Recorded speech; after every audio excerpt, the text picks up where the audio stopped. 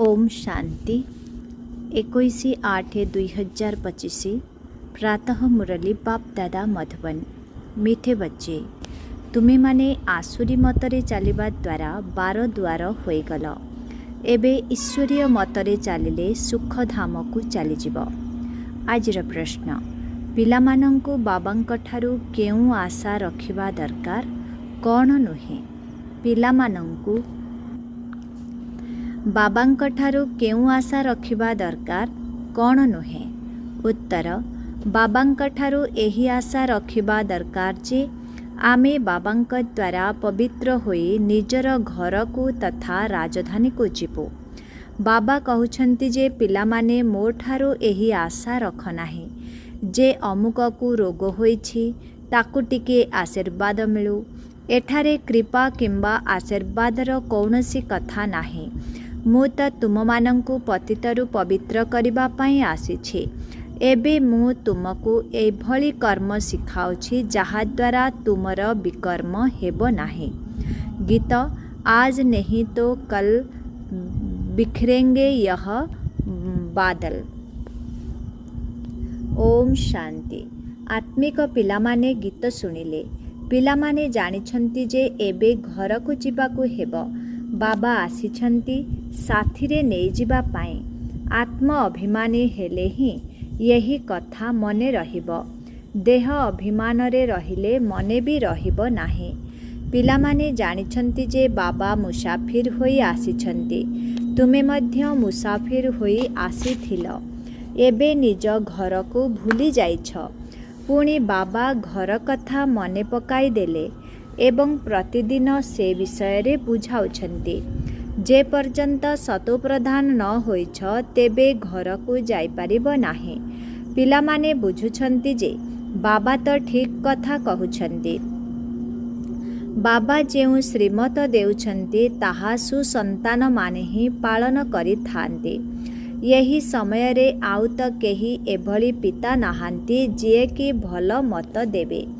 तेणु 12 द्वार होई जाइछंती। केवल बाबा ही श्रीमत देई थांती। बाबांक मत को मध्य केही केही संतान पालन करू नाहांती। आश्चर्यर कथा, लौकिक पितांक मत को पालन करि थांती। ताहा हेउछि आसुरी मत। ए सबु भी हेउछि ड्रामा। परंतु पिलामानंकु बुझाउछंती जे तुमे आसुरी मतरे चाली एही अधोगति को प्राप्त करिछ। एबे ईश्वरीय मत पालन करिबा द्वारा तुमे सुखधाम को चलीजिब। ताहा हेला बेहदर संपत्ति। बाबा प्रतिदिन बुझाउछंती। तेणु पिलामानंकु केते हर्षित रहिबा दरकार। समस्तंकु तो एठारे रखा जाई पारिब नाही। घरे रही मध्य बाबांकु मने पकाई पारिब। एबे पाठ सरिबाकु जाउछि। एबे घर को फेरिबाकु हेबो। मनुष्य सबु किछि भूली जाइछंती। कुहा जाए ना से तो निजर घर द्वार ही भूली जाइछंती। एबे बाबा कहउछंती घर को भी मने पकाओ, निजर राजधानी को मध्य मने पकाओ। एबे अभिनय सरिबाकु जाउछि। घर को फेरी जिबाकु हेबो। कौन तुमे ए कथा भूलीगल? तुमे पिलामाने कहि परिबो जे बाबा ड्रामा अनुसारे आमर अभिनय ही यही भली, जहा द्वारा आमे घर द्वार को भूली एकदम भ्रमित होई जाउछु। भारतवासी ही निजर श्रेष्ठ धर्म कर्म को भूली दैवी धर्म भ्रष्ट दैवी कर्म भ्रष्ट होई जाइछंती। एबे बाबा सावधानी देइछंती। तुमर धर्म कर्म एपरी श्रेष्ठ थिला। सत्य जुगरे तुमे जेउ कर्म करुथिल ताहा अकर्म हेउथिला। कर्म अकर्म विकर्मर गति बाबा ही तुमको बुझाइछंती। सत्य जुगरे कर्म अकर्म होई जाइथाए। रावण राज्य रे कर्म विकर्म होइथाए। धर्म श्रेष्ठ कर्म श्रेष्ठ करिबा पई एबे बाबा आसीछंती। तेणु एबे श्रीमत आधार रे कर्म श्रेष्ठ करिबा उचित।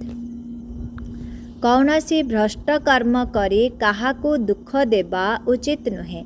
यही कर्म ईश्वरीय संतान मानंकर नुहे। ଯେଉଁ ନିର୍ଦ୍ଦେଶ ମିଳୁଛି ତାହା ଆଧାରରେ ପରିଚାଳିତ ହେବା ଉଚିତ। ଦୈବୀ ଗୁଣ ଧାରଣ କରିବାକୁ ହେବ। ଭୋଜନ ମଧ୍ୟ ଶୁଦ୍ଧ ଗ୍ରହଣ କର। କୌଣସି ପ୍ରକାରର ଅସୁବିଧା ହେଲେ ତେବେ ରାୟ ପଚାରିପାର। ବାବା ବୁଝୁଛନ୍ତି ଯେ ଚାକିରି କ୍ଷେତ୍ରରେ କେବେ କେବେ କେଉଁଠାରେ କିଛି ଖାଇବାକୁ ବି ପଡ଼ିଥାଏ। ଯଦି ତୁମେ ଯୋଗବଳ ଦ୍ୱାରା ରାଜଧାନୀ ସ୍ଥାପନ କରିପାରୁଛ, ପତିତ ଦୁନିଆକୁ ପବିତ୍ର କରିପାରୁଛ, ତେବେ ଭୋଜନକୁ ଶୁଦ୍ଧ କରିବା କ'ଣ ବଡ଼ କଥା? ଚାକିରି ତ କରିବାକୁ ହେବ। ଏଭଳି ତ ନୁହେଁ ଯେ ବାବାଙ୍କର ହୋଇଗଲ ତ ସବୁକିଛି ଛାଡ଼ି ଏଠାରେ ଆସି ବସିଯିବ। ଅନେକ ସନ୍ତାନମାନେ ଅଛନ୍ତି, ଏତେ ସଂଖ୍ୟାରେ ତ ଏଠାରେ ରହିପାରିବେ ନାହିଁ। ସମସ୍ତଙ୍କୁ ଗୃହସ୍ଥ ମଧ୍ୟରେ ରହିବାକୁ ପଡ଼ିବ। ଏହା ବୁଝିବାକୁ ପଡ଼ିବ ଯେ ମୁଁ ଏକ ଆତ୍ମା। ବାବା ଆସିଛନ୍ତି ମୋତେ ପବିତ୍ର କରି ନିଜ ଘରକୁ ନେଇଯିବେ। ପୁଣି ରାଜଧାନୀକୁ ଆସିଯିବି। ଏହା ତ ପରଦେଶ ରାବଣର ଛି ଦୁନିଆ ଅଟେ। ଡ୍ରାମା ପ୍ଲାନ୍ ଅନୁସାରେ ତୁମେ ବିଲକୁଲ ହିଁ ପତିତ ହୋଇଯାଇଛ। ବାବା କହୁଛନ୍ତି ଯେ ଏବେ ମୁଁ ତୁମକୁ ସଜାଗ କରିବା ପାଇଁ ଆସିଛି। ତେଣୁ ଶ୍ରୀମତ ଆଧାରରେ ଚାଲ। ତେବେ ଯେତେ ଶ୍ରୀମତ ପାଳନ କରିବ ସେତେ ଶ୍ରେଷ୍ଠ ହେବ। ଏବେ ତୁମେ ବୁଝିପାରୁଛ ଯେ ଯେଉଁ ବାବା ଆମକୁ ସ୍ୱର୍ଗର ମାଲିକ କରୁଛନ୍ତି ତାଙ୍କୁ ଭୁଲି ଯାଇଥିଲୁ। ଏବେ ବାବା ସୁଧାରିବା ପାଇଁ ଆସିଛନ୍ତି। ତେଣୁ ଭଲ ଭାବରେ ସୁଧୁରିବା ଦରକାର ନା? ସର୍ବଦା ଖୁସିରେ ରହିବା ଉଚିତ। ଅବିନାଶୀ ପିତା ମିଳିଛନ୍ତି। ବାବା ପିଲାମାନଙ୍କ ସହିତ ଏଭଳି କଥା ହେଉଛନ୍ତି ଯେଭଳି ତୁମେ ଆତ୍ମାମାନେ ପରସ୍ପର ଭିତରେ କଥା ହୋଇଥାଅ। ପରମାତ୍ମା ମଧ୍ୟ ଆତ୍ମା ହିଁ ଅଟନ୍ତି। ତାଙ୍କର ମଧ୍ୟ ଅଭିନୟ ରହିଛି। ତୁମେ ଆତ୍ମାମାନେ ଅଭିନେତା। ଉଚ୍ଚରୁ ଉଚ୍ଚ ନେଇ ନିଚରୁ ନିଚ ଅଭିନୟ ରହିଛି। ଭକ୍ତି ମାର୍ଗରେ ମନୁଷ୍ୟମାନେ ଗାୟନ କରିଥାନ୍ତି ଯେ ଈଶ୍ୱର ହିଁ ସବୁକିଛି କରିଥାନ୍ତି। ବାବା କହୁଛନ୍ତି ଯେ ମୋର କ'ଣ ଏଭଳି ଅଭିନୟ ରହିଛି କି ବେମାରଙ୍କୁ ଭଲ କରିଦେବି? ମୋର କର୍ତ୍ତବ୍ୟ ହେଲା ରାସ୍ତା ଦେଖାଇବା। ତୁମେମାନେ ପବିତ୍ର କିପରି ହେବ? ପବିତ୍ର ହେବା ଦ୍ୱାରା ତୁମେ ଘରକୁ ମଧ୍ୟ ଯାଇପାରିବ, ରାଜଧାନୀକୁ ମଧ୍ୟ ଯାଇପାରିବ। ଆଉ କୌଣସି ଆଶା ରଖ ନାହିଁ। ଏପରି ନୁହେଁ ଯେ ଅମୁକ ବେମାର ହୋଇଛି, ଆଶୀର୍ବାଦ ମିଳୁ। ଏ କଥା ନୁହେଁ। ଆଶୀର୍ବାଦ କୃପା ଆଦିର କଥା ମୋ ପାଖରେ କିଛି ବି ନାହିଁ। ସେଥିପାଇଁ ସାଧୁ ସନ୍ଥଙ୍କ ପାଖକୁ ଯାଅ। ତୁମେ ମୋତେ ହିଁ ଡାକୁଛ କି ହେ ପତିତ ପାବନ ଆସ, ଆମକୁ ପବିତ୍ର କର, ପବିତ୍ର ଦୁନିଆକୁ ନେଇ ଚାଲ। ତେଣୁ ବାବା ପଚାରୁଛନ୍ତି ମୁଁ ତୁମକୁ ବିଷୟ ସାଗରରୁ ବାହାର କରି ଆରପାରିକୁ ନେଇଯାଉଛି। ପୁଣି ତୁମେ ବିଷୟ ସାଗରରେ କାହିଁକି ଫସି ଯାଉଛ? ଭକ୍ତି ମାର୍ଗରେ ତୁମର ଏହିପରି ଅବସ୍ଥା ହୋଇଯାଇଛି। ଜ୍ଞାନ ଭକ୍ତି ହିଁ ତୁମମାନଙ୍କ ପାଇଁ ରହିଛି। ଜ୍ଞାନ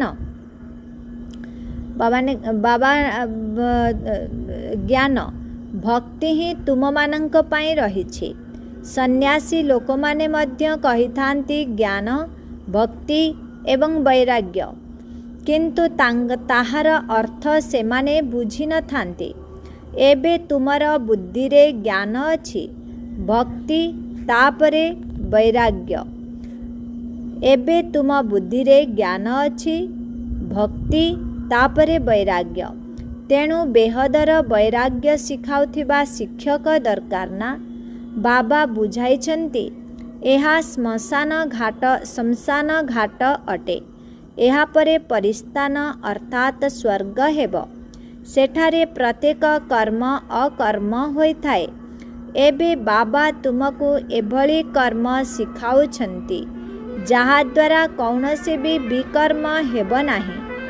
କାହାକୁ ବି ଦୁଃଖ ଦିଅ ନାହିଁ। ପତିତ ଆତ୍ମା ଦ୍ୱାରା ପ୍ରସ୍ତୁତ ଅନ୍ନ ଖାଅ ନାହିଁ। ବିକାରଗ୍ରସ୍ତ ହୁଅ ନାହିଁ। ଅବଳାମାନଙ୍କ ଉପରେ ଅତ୍ୟାଚାର ହିଁ ଏଇଥିପାଇଁ ହୋଇଥାଏ। ଦେଖୁଛ ଯେ କିପରି ମାୟାର ବିଘ୍ନ ପଡ଼ୁଛି। ଏହି ସବୁ କଥା ହେଉଛି ଗୁପ୍ତ। କହିଥାନ୍ତି ଦେବତା ଏବଂ ଅସୁରମାନଙ୍କର ଯୁଦ୍ଧ ହୋଇଥିଲା। ପୁଣି କହିଥାନ୍ତି ପାଣ୍ଡବ ଏବଂ କୌରବମାନଙ୍କ ମଧ୍ୟରେ ଯୁଦ୍ଧ ଲାଗିଥିଲା। ବାସ୍ତବରେ ଅନ୍ତିମ ଲଢ଼େଇ ଗୋଟିଏ ହେବ। ବାବା ବୁଝାଉଛନ୍ତି ଯେ ମୁଁ ତୁମକୁ ରାଜଯୋଗ ଶିଖାଉଛି ଭବିଷ୍ୟତ 21 ଜନ୍ମ ପାଇଁ। ଏହା ହେଉଛି ମୃତ୍ୟୁଲୋକ ଅଟେ। ମନୁଷ୍ୟମାନେ ସତ୍ୟନାରାୟଣ କଥା ଶୁଣି ଆସିଛନ୍ତି, ଫାଇଦା କିଛି ହେଲେ ବି ନାହିଁ। ଏବେ ତୁମେ ସତ୍ୟ ଗୀତା ଓ ସତ୍ୟ ରାମାୟଣ ଶୁଣାଉଛ। କେବଳ ଜଣେ ରାମସୀତାଙ୍କର କଥା ନଥିଲା। ଏହି ସମୟରେ ତ ସମଗ୍ର ବିଶ୍ୱ ହେଉଛି ଲଙ୍କା। ଚାରିଆଡ଼େ ପାଣି ଅଛି ନା। ଏହା ହେଲା ବେହଦର ଲଙ୍କା, ଯେଉଁଠାରେ ରାବଣର ରାଜ୍ୟ ଚାଲିଛି। ଏବେ ବାବା ହିଁ ସମସ୍ତ ଆତ୍ମାମାନଙ୍କର ବର ଅଟନ୍ତି। ବାକି ସବୁ ହେଉଛନ୍ତି କନ୍ୟା। ତୁମକୁ ଏବେ ରାବଣ ରାଜ୍ୟରୁ ବାବା ମୁକ୍ତ କରାଉଛନ୍ତି। ଏହା ହେଲା ଶୋକ ବାଟିକା। ସତ୍ୟଯୁଗକୁ କୁହାଯାଉଛି ଅଶୋକ ବାଟିକା। ସେଠାରେ କୌଣସି ଶୋକ ନଥାଏ। ଏହି ସମୟରେ ଶୋକ ହିଁ ଶୋକ ରହିଛି। ଅଶୋକ ଜଣେ ବି ନାହାନ୍ତି। ନାମ ତ ରଖିଦେଇଛନ୍ତି ଅଶୋକା ହୋଟେଲ। ବାବା କହୁଛନ୍ତି ସମଗ୍ର ବିଶ୍ୱକୁ ଏହି ସମୟରେ ବେହଦର ହୋଟେଲ ବୋଲି ଭାବ, ମାନେ ଶୋକର ହୋଟେଲ। ଖାଦ୍ୟପେୟ ମନୁଷ୍ୟମାନଙ୍କର ପଶୁତୁଲ୍ୟ ହୋଇଯାଇଛି। ଦେଖ ତୁମକୁ ବାବା କେଉଁଠାକୁ ନେଇଯାଉଛନ୍ତି। ପ୍ରକୃତ ସତ୍ୟ ଅଶୋକ ବାଟିକା ହେଲା ସତ୍ୟଯୁଗ। ହଦ୍ ଏବଂ ବେହଦର ପ୍ରଭେଦ ବାବା ହିଁ ବତାଉଛନ୍ତି। ତୁମ ସନ୍ତାନମାନଙ୍କୁ ବହୁତ ଖୁସି ରହିବା ଦରକାର। ଜାଣୁଛ ଯେ ବାବା ଆମକୁ ପଢ଼ାଉଛନ୍ତି। ଆମର ମଧ୍ୟ ସେହି ଧନ୍ଦା ସମସ୍ତଙ୍କୁ ରାସ୍ତା ଦେଖାଇବା। ବାବା କହୁଛନ୍ତି ଆମର ମଧ୍ୟ ସେହି ଧନ୍ଦା ସମସ୍ତଙ୍କୁ ରାସ୍ତା ଦେଖାଇବା। ଅନ୍ଧମାନଙ୍କର ଆଶା ବାଡ଼ି ହେବା। ଚିତ୍ର ବି ତୁମ ପାଖରେ ଅଛି। ଯେପରି ସ୍କୁଲରେ ଚିତ୍ର ଆଧାରରେ ବୁଝାଇଥାନ୍ତି ଏହା ଅମୁକ ଦେଶ। ତୁମେ ପୁଣି ବୁଝାଉଛ ଯେ ତୁମେ ଆତ୍ମା, ଶରୀର ନୁହଁ। ଆତ୍ମା ସବୁ ଭାଇ ଭାଇ ହେଉଛନ୍ତି ନା। କେତେ ସହଜ କଥା ଶୁଣାଉଛ। କହିଥାନ୍ତି ମଧ୍ୟ ଆମେ ସବୁ ଭାଇ ଭାଇ ଅଟୁ। ବାବା କହୁଛନ୍ତି ଯେ ତୁମେ ସବୁ ଆତ୍ମାଗଣ ହେଉଛ ଭାଇ ଭାଇ। ଈଶ୍ୱର ପିତା ବୋଲି କହିଥାନ୍ତି ନା। ତେଣୁ କେବେ ପରସ୍ପର ମଧ୍ୟରେ ଲଢ଼େଇ ଝଗଡ଼ା କରିବା ଉଚିତ ନୁହେଁ। ଶରୀରଧାରୀ ହେଉଥିବା କାରଣରୁ ପୁଣି ଭାଇ ଭଉଣୀ ହୋଇଯାଉଛ। ତୁମେ ଶିବ ବାବାଙ୍କର ସନ୍ତାନ ହେଉଛ ଭାଇ ଭାଇ। ପ୍ରଜାପିତା ବ୍ରହ୍ମାଙ୍କର ସନ୍ତାନ ରୂପେ ଭାଇ ଭଉଣୀ ହେଉଛ। ଆମକୁ ସମ୍ପତ୍ତି ଦାଦା ଶିବ ବାବାଙ୍କ ଠାରୁ ନେବାର ଅଛି। ଏଣୁ ଦାଦାଙ୍କୁ ହିଁ ମନେ ପକାଉଛ। ଏହି ସନ୍ତାନଙ୍କୁ ମଧ୍ୟ ମୁଁ ନିଜର କରିଛି, ଅର୍ଥାତ୍ ତାଙ୍କ ଭିତରେ ପ୍ରବେଶ କରିଛି। ଏହି ସବୁ କଥାକୁ ତୁମେ ଏବେ ବୁଝୁଛ। ବାବା କହୁଛନ୍ତି ଯେ ପିଲାମାନେ ଏବେ ନୂଆ ଦୈବୀ ପ୍ରବୃତ୍ତି ମାର୍ଗ ସ୍ଥାପନ ହେଉଛି। ତୁମେ ସବୁ ବ୍ରହ୍ମା ବତ୍ସ ଶିବ ବାବାଙ୍କର ମତରେ ଚାଲୁଛ। ବ୍ରହ୍ମା ବି ତାଙ୍କ ମତରେ ଚାଲୁଛନ୍ତି। ବାବା କହୁଛନ୍ତି ଯେ ନିଜକୁ ଆତ୍ମା ଭାବି ବାବାଙ୍କୁ ମନେ ପକାଅ। ଆଉ ସବୁ ସମ୍ବନ୍ଧକୁ ହାଲକା କରି ଚାଲ। 8 ଘଣ୍ଟା ବାବାଙ୍କୁ ମନେ ପକାଅ। ବାକି 16 ଘଣ୍ଟା ଆରାମ କିମ୍ବା ଧନ୍ଦା ଆଦି ଯାହା କରିବାର ଅଛି ତାହା କର। ମୁଁ ବାବାଙ୍କର ସନ୍ତାନ, ଏହା ଭୁଲ ନାହିଁ। ଏଭଳି ବି ନୁହେଁ ଏଠାକୁ ଆସି ହଷ୍ଟେଲ ବା ଛାତ୍ରାବାସରେ ରହିବାକୁ ହେବ। ତା ନୁହେଁ, ଗୃହସ୍ଥ ବ୍ୟବହାରରେ ପିଲାମାନଙ୍କ ସାଥିରେ ରହିବାକୁ ହେବ। ସତେଜ ରହିବା ପାଇଁ ବାବାଙ୍କ ପାଖକୁ ଆସୁଛ। ମଥୁରା ବୃନ୍ଦାବନକୁ ଯାଇଥାନ୍ତି ମଧୁବନର ସାକ୍ଷାତ କରିବା ପାଇଁ। ଛୋଟିଆ ମଡେଲ ରୂପରେ ତିଆରି କରି ରଖାଯାଇଛି। ଏବେ ତ ଏହି ବେହଦର କଥାକୁ ବୁଝିବାକୁ ପଡ଼ିବ। ଶିବ ବାବା ବ୍ରହ୍ମାଙ୍କ ଦ୍ୱାରା ନୂଆ ସୃଷ୍ଟି ରଚନା କରୁଛନ୍ତି। ଆମେ ପ୍ରଜାପିତା ବ୍ରହ୍ମାଙ୍କର ସନ୍ତାନ ବି କେ ଅଟୁ। ଜୀବନରେ ବିକାରର କଥା ରହିବା ଉଚିତ ନୁହେଁ। ସନ୍ନ୍ୟାସୀମାନଙ୍କର ଶିଷ୍ୟ ହୋଇଥାନ୍ତି। ଯଦି ସେ ସନ୍ନ୍ୟାସୀ ବ୍ରତ ଧାରଣ କରିଲେ ତେବେ ନାମ ପରିବର୍ତ୍ତନ ହୋଇଥାଏ। ଏଠାରେ ବି ତୁମେ ବାବାଙ୍କର ହୋଇଗଲ, ତେଣୁ ବାବା ତୁମର ନାମ ରଖିଥିଲେ ନା।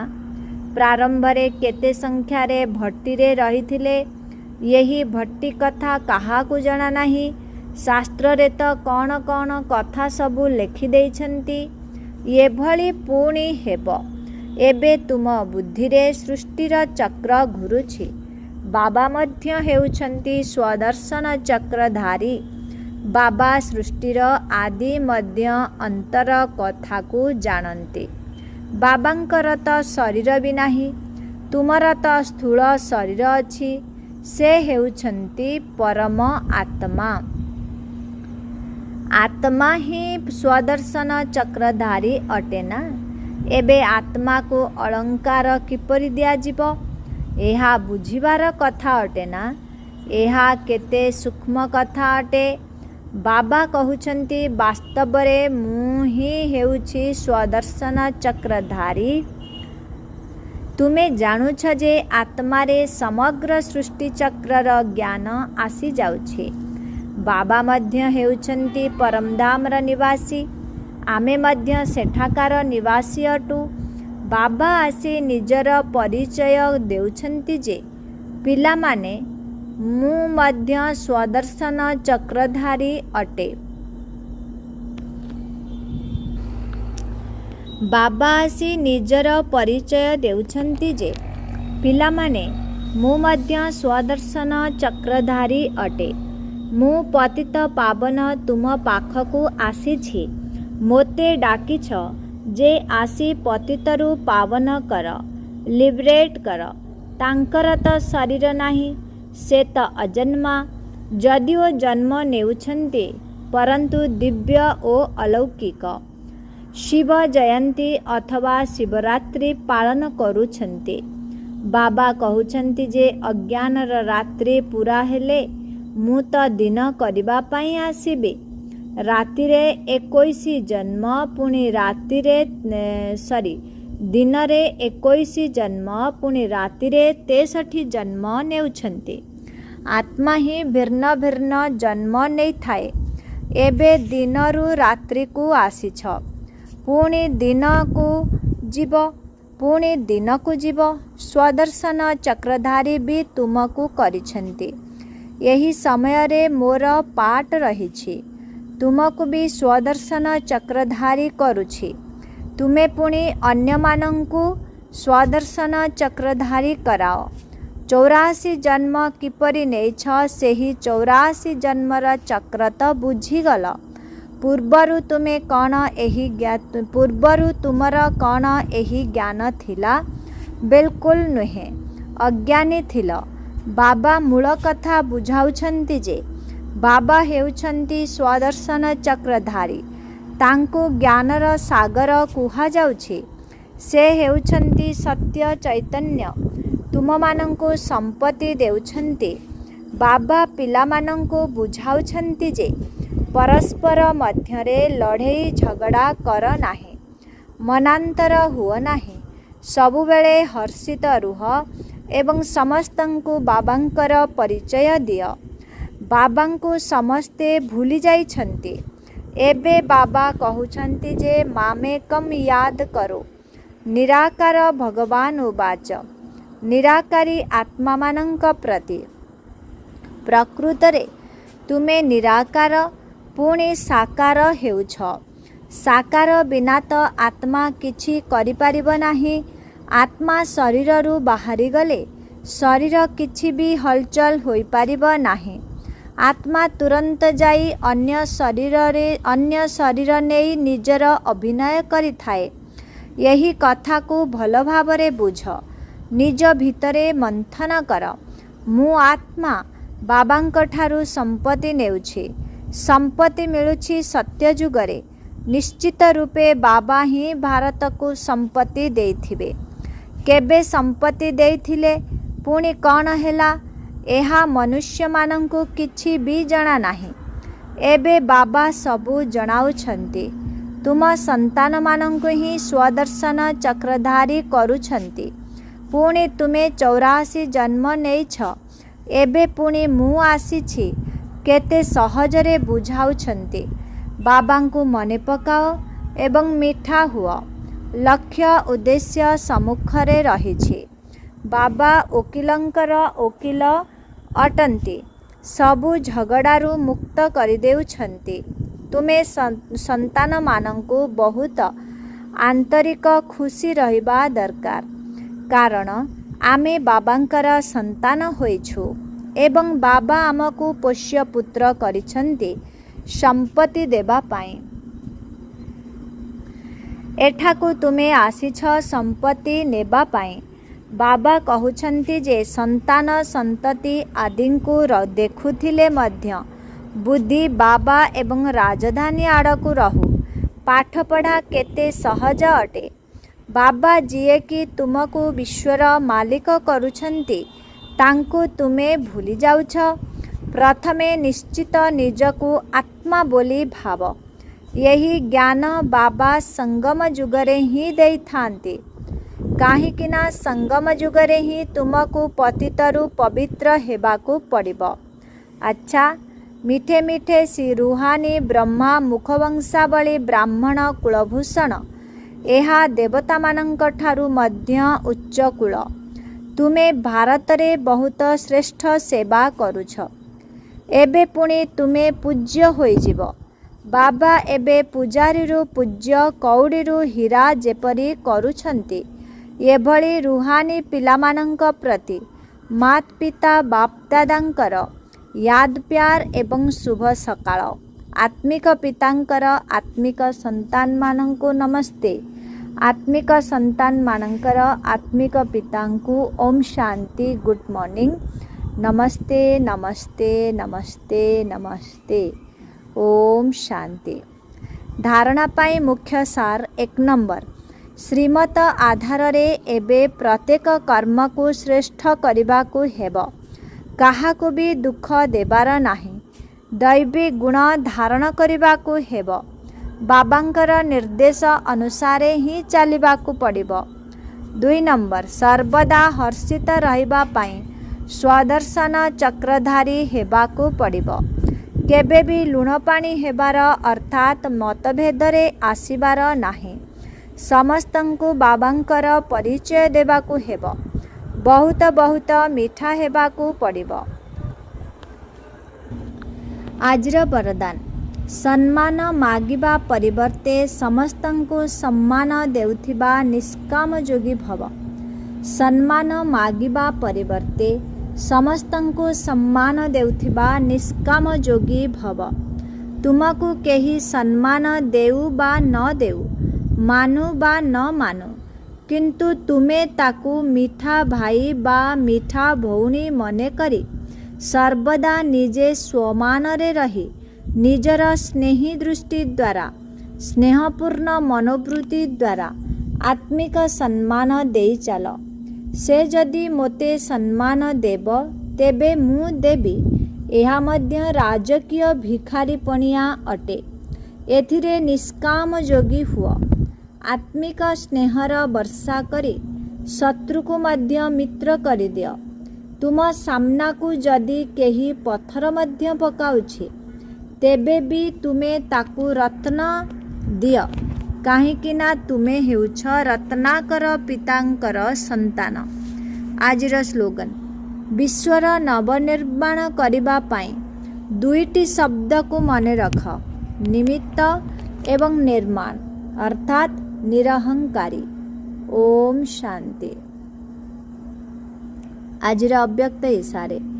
ଯଦି ସହଜ ଯୋଗୀ ହେବାକୁ ଚାହୁଁଛ, ତେବେ ପରମାତ୍ମା ସ୍ନେହର ଅନୁଭବୀ ହୁଅ।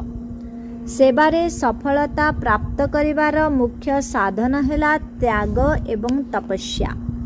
यही भली त्यागी एवं तपस्वी अर्थात सर्वदा बाबांकर लगन रे लवलीन रहुथिबा, प्रेमर सागर रे समाहित होई रहुथिबा, ज्ञानर आनंदर सुखर शांतिर सागर रे समाहित होई रहुथिबा आत्मा को ही कुहाजिब तपस्वी।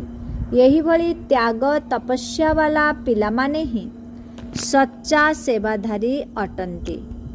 ओम शांति, ओम शांति, ओम शांति।